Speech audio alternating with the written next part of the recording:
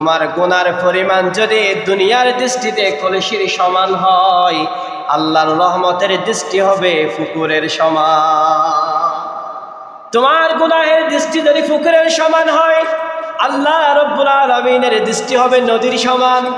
আর তোমার গুনার দৃষ্টি যদি নদীর সমান হয়, আল্লাহ রাব্বুল আলামিনের রহমতের দৃষ্টি হবে আসমান এবং জমিনের সমান। আর তোমার গুনার দৃষ্টি যদি আসমান এবং জমিনের সমান হয়, তাহলে আল্লাহ রাব্বুল আলামিনের রহমতের দৃষ্টি হবে আরশ, কুরসি, লৌহে তামাম, সাত জাহান, সাত আসমান জমিনের সমান।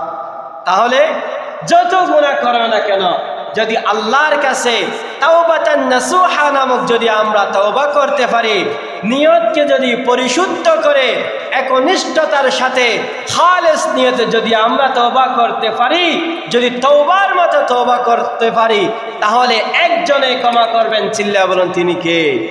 আল্লাহ। আমি আপনাদের